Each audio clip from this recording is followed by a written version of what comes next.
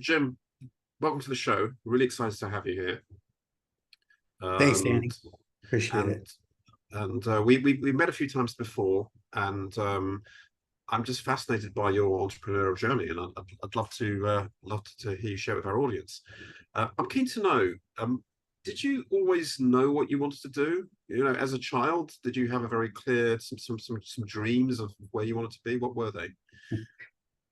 Ironically, my dreams have had very little to do with where I am now.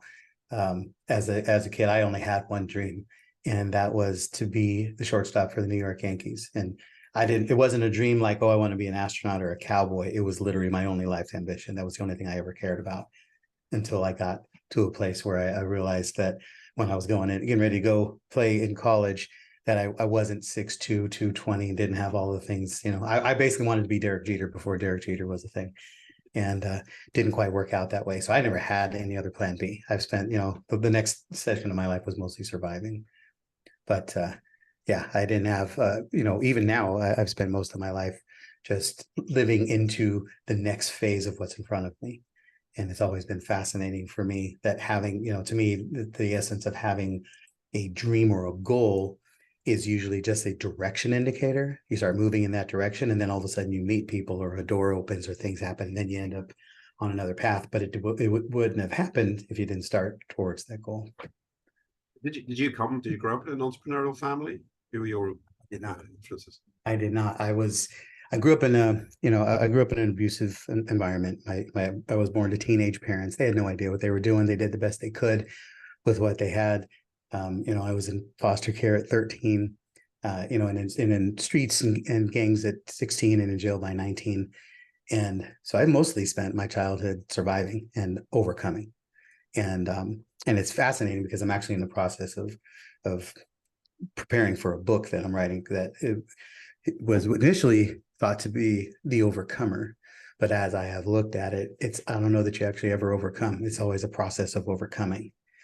And and I thought, especially for this conversation, when you look up in the dictionary, most people think of overcoming as like hurdling obstacles or jumping over hurdles, which to me is optional. You can choose to overcome a hurdle or not, but overcoming, even dictionary definition, is conquering or subduing. Synonyms are defeating, mastering, conquering, beating, taking, surmounting, stopping. That's got nothing to do with, those are non-optional. Those are things necessary for survival. And I liken it far more to being in a lion's den than facing obstacles. Because in a lion's den, you have no choice but to fight to win. Right, right. So let's just talk about when you were 19. You said you were in jail, and so at that stage, do you remember what was going through your mind in terms of taking in where you were and what you were going to do next? You know, I mostly thought most of my actions were about self-preservation. So I learned a lot of skills of influence, persuasion, leverage skill, but all from the perspective of how do I get what I need. So I had the right skill set with the wrong perspective, because Yeah. I was willing to take from anybody in order to make sure I wasn't going to lose or fall in this situation. So it was purely survival mechanism. And my future was more based on who do I need to get out of the way so that I could have a life that I wanted. Because at the time I was dealing drugs. I was all in the wrong places. So I wasn't thinking about changing the world. I was thinking about conquering what's in front of me, conquering the world, so that I could be on that mountaintop and not have to worry about. I think the interesting thing is, all the while, my first 25 years of life, while I was in a negative and criminal perspective, even though I did what I had to do to win in that environment, I never really felt good about it. There was always an uneasy feeling inside of me. I knew I was doing wrong. And so I wanted to win. I wanted to feel good about it. And I felt like if I could get out of this, if I could conquer my way out of this lifestyle, then I would at least feel better about myself. But I didn't have enough wherewithal at that time to recognize that I could actually change other people's lives. So what were the first what was the kind of first pivotal event where you were starting to uh, get away from that. You talked about sort of between up to about the age of 25. So what Yeah. happened at that? What happened at that point? Well, two major things that happened in my early adulthood that set me on a better path, and one, ironically, was multi-level marketing. I came into an Amway environment and started recognizing that, oh, if I can help enough people, I can get something different for me.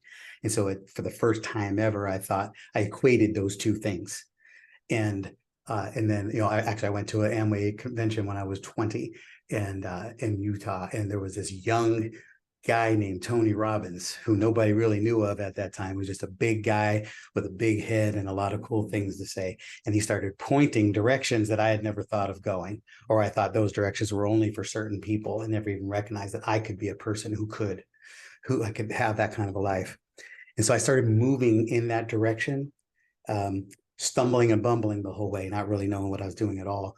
And then really the big pivot point was when I met my wife, Cyndi, because she's the first person. See, I had come through a divorce at that time, and I walked away from the divorce with nothing. I was like, I literally walked away with, the only thing I had was a Geo Metro, a 3-cylinder lawnmower engine car that was a dog. And I had no assets of any kind. I had a furnished apartment that I rented. And when I met Cyndi, she had a job, making good money, doing well in life. And so there was literally no reason for her to want me. So she had to like me.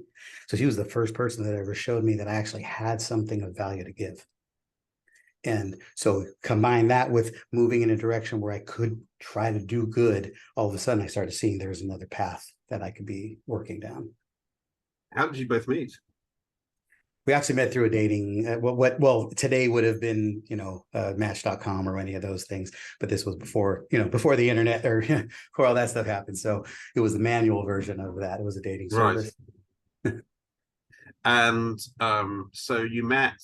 You were doing Amway. I know Amway quite well. And did you continue with that? I didn't actually, because it caused major rifts in my first marriage, because I was sold out. I was addicted, and my wife at the time was like, it's either that or me." So I had to leave Amway, because I was gone every night, drawing circles, and going to Sacramento to Reno to go meet my upline. I was obsessed. Yeah, it's very very involving. Yes. It's immersive. It's quite an immersive experience. Yeah, especially back in 1992, you didn't have an online version of it, so I was in living rooms every night. Traveling, right? Lots of traveling, right? And so you met Cyndi, and what did you pivot away towards at that point? What did you do? What did you do instead? The change at that point was then I started on a journey of self-discovery, because I don't think I ever thought of it as self-help. I just knew that in order for me to be worthy of a woman that God could give me like this, a life, then I had to do things in me to make myself more deserving. And so that was when I started really, searching for God and purpose, and what were the things that were going to make me the kind of man that would deserve a life that I started feeling like I wanted. So and did you, in terms of your career, what changed? Where did you head to? Well, the main thing is I tried various different jobs. I was the very, very prototypical entrepreneur at the young age. I couldn't keep a job more than 6 weeks, if I was lucky, 6 months, because once you get into it, you start finding all the things the company's doing wrong, and you want to fix it. You want to change stuff, and they don't want you to change anything. They want you to shut up and do your job. And so I moved through numerous jobs. I had close to 100 jobs in my first few years in working life, because nothing worked for me. And then I started, also the other thing that really forced my hand, I was a restaurant manager at the time, making $3,364 per month, exactly. And I had a child from my first marriage, and the district attorney wanted to take half of my money, and so for child support. And so I was like, okay, how do I get to a place where I can make $6,600 a month so they could take 33, and then I could still live on 33. So I ended up finding a job knocking doors, selling alarms. because then I knew I could control my outcome. And it was a journey, because the first time I knocked on the door, I knocked so softly because deep down inside, I did not want anybody to open the door, because I didn't want to have to deal with what was going to happen next, because I had no concept of this sales environment that I was going to, that was about to put my life on a path of. And because it just didn't feel right. I felt like it was way beneath me. My management status, who am I to be knocking on doors and selling stuff? But then very quickly, I recognized that the people who got in the most doors won. I was like, okay, well, I have to figure out how to do that. Right. And then soon I got into more doors, and then I started having a team of guys who get into doors, and then I could just come in and close them. Then I started having my own vans and my own teams. Next, I know I had my own office and my own company. So then I had a dealership, 3 different cities, where I had teams of door knockers and selling alarms, and a team of, a call center. And I started recognizing that there's really something here that can be pursued. And so I still wasn't seeing it as the journey of entrepreneurship. I was just seeing like again, it was still the same formula. If I could help these guys get what they want. So I had if I could help all these salespeople win, then the company would get what it needed.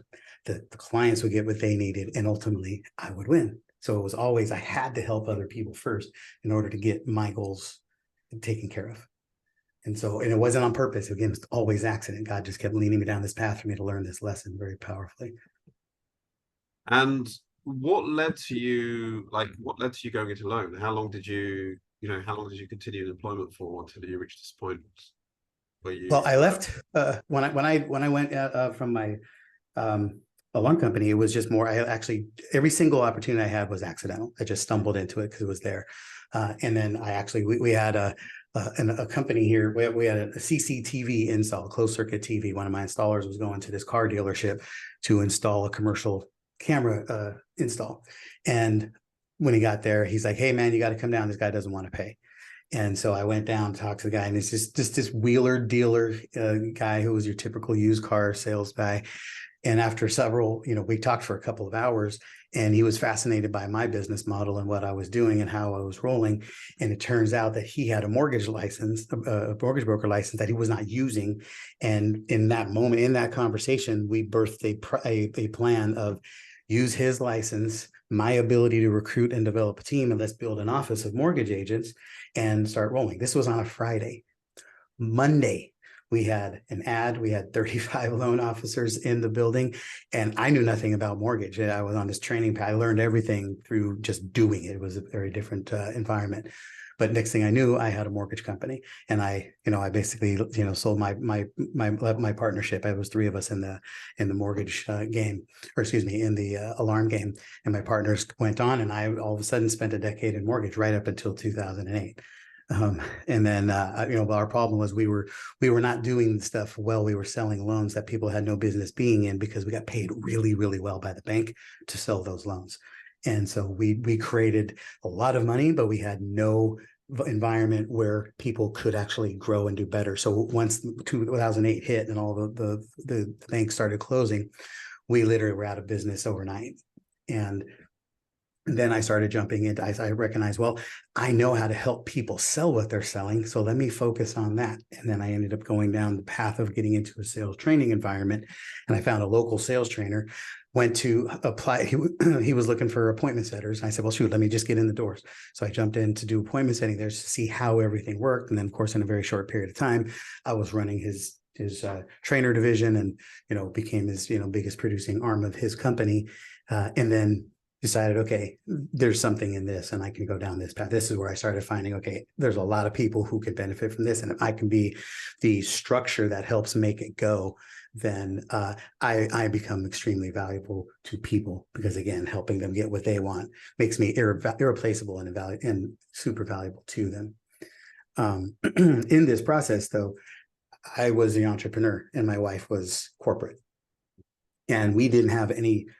We really, left hand didn't know what the right hand was doing. She had no concept of what I actually did. And she had the 6-figure salary and the benefits and stuff. So she stabilized the family. And then when I made good money, we had trips and bought homes. And when I didn't, then we just lived off of the bed. But I had this freedom to be a child mostly. I could just take risks, do what I want, start a business, crash a business, do things. And then it put her at the position of having to really be the man of the house. And so we went through some changes. I had to go through some growing up, and in literally November of 2013, she sat me down and said, "Hey, I need your blessing to leave. I can't do this anymore. And I need you, I need to quit my job. I need to retire from retail management because it's killing me." And right in that moment, I said, "Hey, in that moment, I had to decide I was going to be a man and grow up." But here's the reason why that conversation, November 13th of 2013, was so important. 10 years before that, we had separated because when I was in mortgage, I was doing some shady deals and then risking things. And I put us in a position where we had to file a bankruptcy and we had to foreclose on our houses and lost everything. And so we had to separate. We separated for like 18 months. I wasn't sure we were ever going to get back together. And it wasn't even because of what I did. It was because of the fact that I didn't even talk to her about it. It was I put us at financial risk without her being involved in the equation. And so she essentially could not trust me. She certainly couldn't count on me. Excuse me. She couldn't count on me for to lean on me to be the financial head of the household. So you fast forward several years to that conversation that day, and that was a massive transformation because that was her going from she couldn't depend on me at all to she was going to completely depend on me for everything. Because she was saying she had seen change in me. She had seen me become a man of God. She had seen me become more successful and more focused and more forward moving as an entrepreneur and the man that she could lean on and say, "Okay, I'm giving you the opportunity to lead this family." And the last decade has been crazy ever since, because essentially she took 6 months off and was just enjoying a little bit of a semi-retirement. And then she jumped into business with me and said, "What are we doing? Let's get this thing going." And so ever since, that time, this last decade has been an incredible journey of self-discovery. We've learned how to be great partners. We've learned how to be wildly successful, independent as necessary, but also depending upon each other to do what we know, counting on each other to do what we know we need to do. And our marriage has never been better. Ironically, I don't know that I ever believed that would be the case, but our marriage has never been better. Communication has never been better. When you're running a multi-million-dollar or international organization, you do not have the luxury of, "I'm not talking to you today," right? That stuff just doesn't happen. We have to communicate. We have to be able to communicate as business owners, as partners, as marketers, as financial responsible stewards, and as husband and wife. We have to be able to know when we're in character, when we're out, and when things, we have to be able to speak the truth and love to each other. We've learned so much about adulting, about grown-up life, about being able to lead team and be responsible, accountable to people, for people. And as you know, our business model has always been, helping people grow their companies. And a lot of times we're essentially partly running their company, or at least their sales division, which is an incredible responsibility. And so we've always had so many people depend upon us. And we have grown 100 years worth of growth in the last decade. So I wanted to touch on a couple of things that you talked about. You talked about the kind of being a boy entrepreneur and then growing up and being an adult. What do you see as what do you see are the differences between the two? How would you describe that? Well, gosh, that would be an interesting book in itself. As a boy, as a fledgling entrepreneur, it's only living day by day. And not recognizing that the big picture is always there, and everything you do is building towards that big picture. It's operating based on what you need instead of based on what you can do. And it's not always telling the whole truth. It's always just seeing, looking in the mirror and seeing what you want to see. Yeah. Versus I wonder if it's also just that the difference in an adult and a child entrepreneur is you have to operate within boundaries. So, if you're a child, I guess there are things that aren't working, but you choose to ignore them. And just, I think, one example, I interviewed somebody earlier today who said that she was working with a coach, and she says, "I'm giving myself 4 months and I've got to see certain results in this 4-month period, and I'm going to pull it." And sometimes if you're a child, you don't set boundaries like that. You just keep running with it for as long as you can go until it becomes impossible to do that anymore. Yeah, in my own personal perspective, I spend so much time living in the now that I never set. I tend to set much bigger boundaries now. I would be like, okay, I would give, instead of 4 months, I might give myself 14 months, right?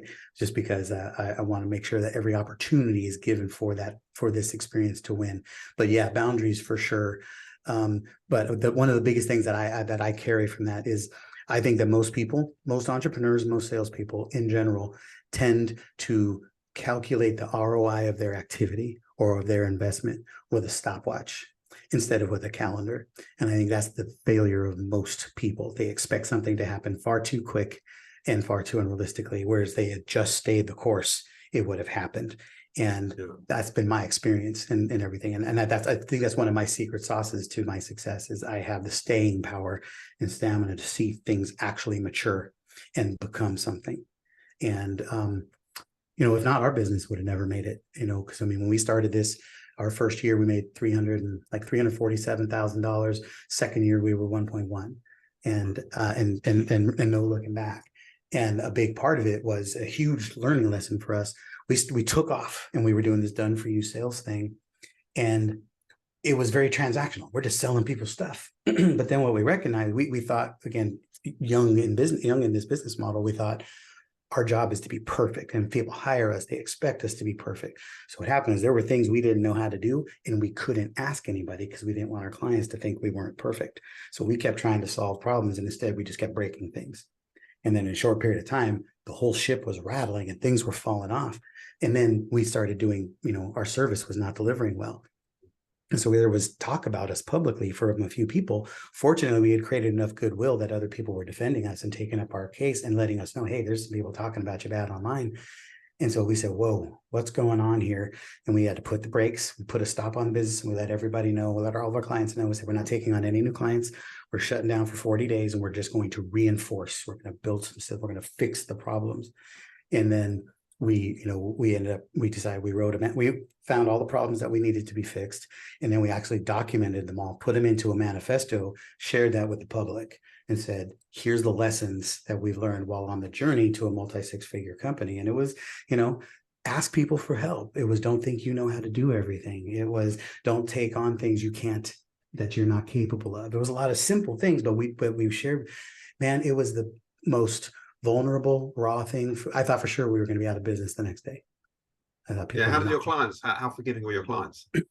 Everybody was so forgiving. The entire market. That was what led to our first $1 million year, in my opinion, and because everybody respected that we took that we went through that process, and they respected the transparency and the honesty in it, and the fact that it led us to acceleration. Where here's what we've done, here's how we've reinforced, and here's how we're going to serve you.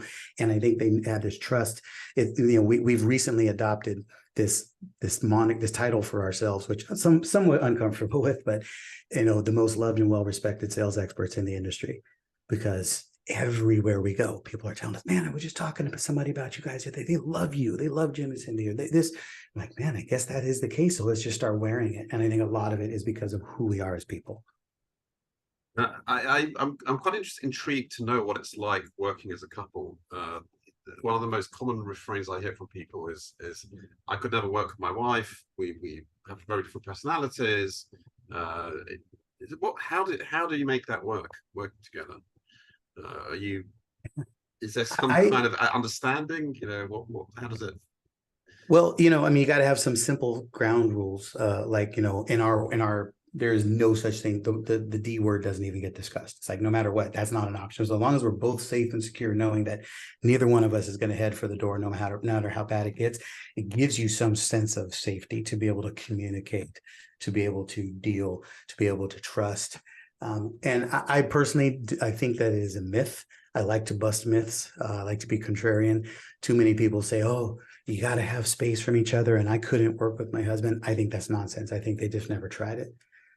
Because if they got into it, they would really see the things about each other. You're going to see everything. You're going to see things about each other that you don't like. You're going to see each other's shortcomings. but Yeah. you're also going to see each other's greatness. You're going to see, man, she's so amazing at this, and she's so great at that. And then you start seeing the things that maybe she's not so great at. And then as her husband and partner versus just a business partner, I'm going to go out of my way to see what I can do to reinforce and support the things that she doesn't do well, so that I don't have to deal with it, and she doesn't have to feel it. Right. And I think there's things you'll be willing to fight for people in ways that you might not be willing to fight for just a business partner. So, and how is the sort of how do you divide things between you? Because I imagine that you have different personalities, so there's areas where you both thrive. Totally. We've learned, long ago, I'm the visionary, I'm the strategy guy. I think bigger than everybody, and I'm always looking for ways to monetize this opportunity or make this work or find the path forward to get to the outcome. She's fantastic at seeing all of the big things that we put up and pulling it down to the ground and saying, okay, now how do we build around it? And so she's really good at getting that done, and leading team. She's always been the person, she spent so much time in retail, 25 years in retail, where if you're not familiar with retail, everybody who works for you works for minimum wage, and nobody there is there to make a career. And you have to somehow be successful. All of your bonuses and your structure and your success in that environment is dependent upon part-time minimum wage people of all ages thriving. It takes an incredible leader to get that to happen. And so she's done a great job of getting people to just love to work for her and with her and make things happen. And I have a gift of, just seeing the best in people and helping people feel incredible about what they can do and what's possible. You put those things together, and we've got a really good structure to be able to move things forward. And then we've been able to identify where are the things that neither one of us do well, and how do we bring great people in who can help make those things happen. And then delegate them the authority without having to give them the responsibility. And this is not just couples, but anybody in business. You want to attract great people, but no matter what, you can't ever put the responsibility of your success on their back, because it's your company. So give them the authority to make decisions, but you have to take the responsibility for the success. I'm interested to look back with you over your career and some of the lessons that you've learned. You say on one hand that you sort of constantly have kind of fallen into situations, there are opportunities that presented themselves and you kind of fell into them, but it also sounds like it's a little bit more complicated than that, because it sounds like it's also been about you just seeing opportunities wherever they are, whatever you're doing. You see opportunities and you seize them along the way. It's not necessarily coincidental. It's just about you. It's being able to see whether positive or negative, there is an opportunity to turn something around. Yeah, one of the gifts, and it's something. I mean, I'm 54 now, and I can recall being 15 years old, sitting in a coffee shop in the corner of the restaurant, facing all exits, watching the landscape, seeing who's coming in, who's going out, which people do I have to watch out for, who's a risk, who's a threat, who's an ally. When you grow up in the environment that I did, that's all I did. I was always ever present of my environment. And so when you do that, you start seeing where are the wins, where are the possibilities, where's the person I can exploit, where's the thing I could take advantage of. That has always been in me. It's just as I've matured, now it's been, where's the force? I've been able to use it as a force for good versus a force for my own gain as a child. But that comes from just being hyper vigilant. And to this day, you won't find me sitting in an environment with my back to the door. These are things just been ingrained in me. I'm always looking for who's the greatest threat in the room. If something happens, I'll take that guy out first. Who's might be carrying, what's likely to happen, where's the phone, where's the door. Those are things that are always in me. And so whenever I see anything go on with I'm always like, that's a great opportunity. Oh, we can monetize that. How come he's not selling that? Right. So my brain's always going in that mode. I think one topic that's recurring, I think is that's come up in conversations I've had with entrepreneurs, is loneliness. It's a very lonely role being an entrepreneur, and there's a myth maybe that you are all alone, and so there is this kind of survival mechanism. It's you had a survival mechanism as a teenager. And I wonder if when you talked about, for example, that there was a lot that you didn't tell your wife, it's the same thing. I'm alone in this. I have to deal with all this myself. There's no one else I can talk to. Yeah.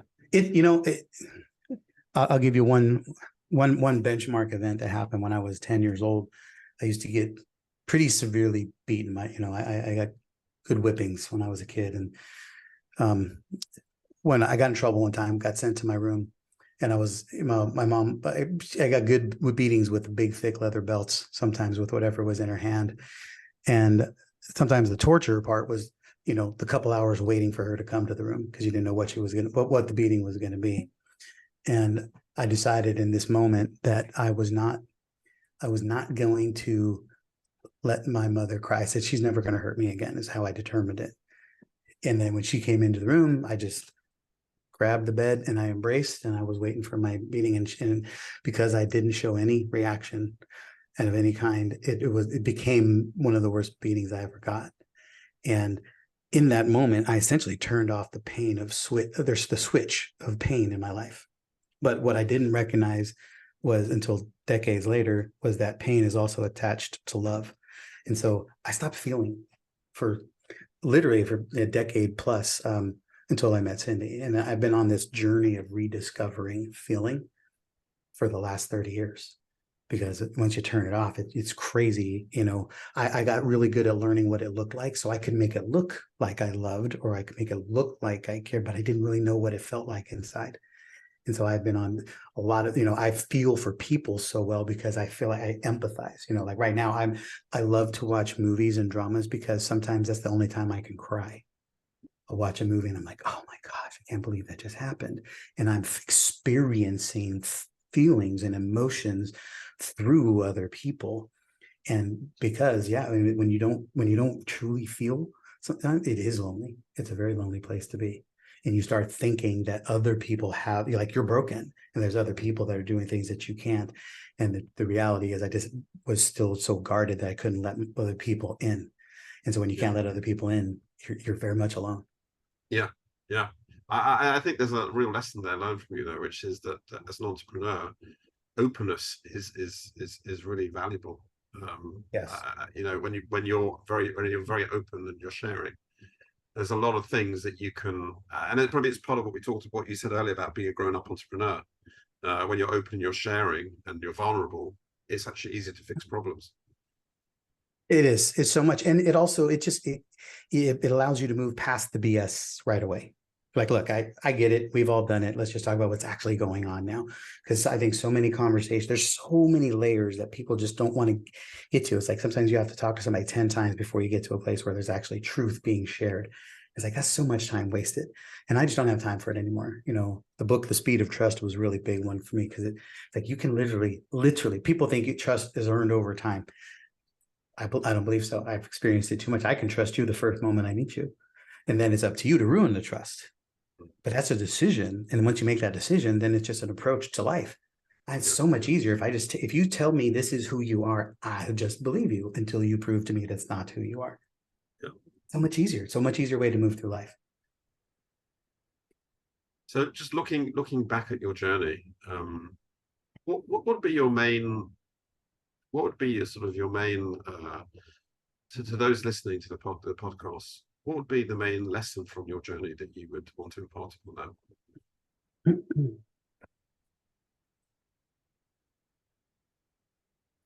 You have to be willing to do it alone, knowing full well that it's not possible to do it alone. So, which to me just means you always have to be moving to get it started. And then once you get started, you'll attract the right people who can help. But you have to be willing to do it alone, because in reality, the term that people say that nobody's coming to save you is very true. It doesn't mean that there's not a lot of people who are willing to help. Right. So no one's coming to save you means don't just sit in the corner and cry, because you'll die there. But start getting out, raise your hand, start moving in a direction, and then raise your hand and say, hey, I'm going this way. I'm not sure if it's the right way. Who can help me? And immediately you will get more help than you can possibly receive. I mean, there's so many people who are willing to help. But you look like a pretty normal, well-functioning, successful guy. I would never think to just help you because you don't look like you need it. But the moment you raise your hand and say, I need it, we're here, man. So that's the thing. I wrote that down, last night when I was thinking about this interview. I was like, be willing. One of the most biggest lessons I got is be willing to do it alone, but be fully prepared, because you can't do it alone. I'm always shocked by when I meet fabulously successful people, and then they put their hand out and ask for help, or they said, express something that they're struggling with. And you realize it's quite, it's like humility, but it also, it just makes you realize that we're all humans, and everybody is. I often say to people that I passed my driving test like 30 years ago, and I'm still learning to drive. You never stop. You have situations where you nearly have a collision, and you realize there's something that I wasn't paying enough attention to, or something.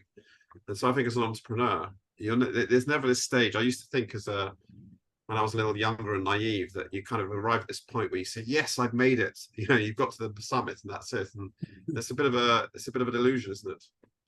Yeah, I think it's 100% illusion. I think from everything from spirituality or the Bible, the moment I realized I have overcome Satan is the time you become vulnerable to Satan. The moment you think I have made it in business is the moment you realize all the things that you don't know. And success is layers and levels of discovering the things you don't know. And every time you grow in business, you're at a new level, which means you've never been there before, which means by default, there's a whole bunch of things you don't know. So I've given up even the desire to be that guy. And now I'm just like, okay, who do I need to know and what do I need to know? And who has what I need so I can ask them for help? Because I've learned the faster I ask for help, the faster I get it.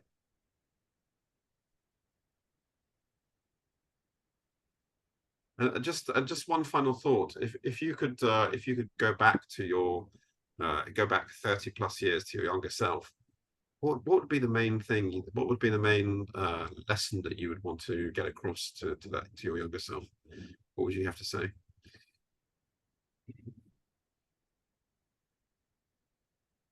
There's so many things. I mean, this kid was so broken, and just he knew he could survive, and just knowing that even then, you don't have to do it alone. And everybody, essentially, I didn't do it alone. I did it on the backs of people. I just didn't ask their permission. I just took from people and did what I needed to do and manipulated and lied and deceived, when all I probably had to do at the time was just ask, and they would have given it to me. Yeah, and I think that's a really valuable place to end the podcast, because I think that what I see again and again with successful entrepreneurs, they are the ones who just have no problem at all putting their hand out and saying, I'm stuck, I need to speak to somebody, or can you help me? In fact, that's what I love about JVs. You have a network of like-minded entrepreneurs who are just not afraid to say, hey, can we get on a call? I see you had a really successful launch or a really successful promotion. I'd love to know what you did, what's working, what can I learn from you? So yeah, vulnerability is such a real thing, and I see that all in all levels. And the most successful people have been very blessed to spend a lot of time around very wealthy, very successful people. And the more wealth seems to be, the more humble and the more willing to give and serve. It's like everybody knows. It's like, look, man, once there's no point in trying to impress me. Just show me who you are as a human. And as a human, I'm much more willing to partner with, to serve, to collaborate with, to work, to hire people who are willing to show who they are, versus the person who's the best at the thing they do. Because there's a lot of people who are good. I'd rather see somebody that I know I can trust and count on. That's a fantastic insight, Jim. Thank you very much for coming on our show. Yeah, I appreciate it, man. It's a great opportunity to talk, and I'm looking forward to hearing some of these other episodes. These are going to be great.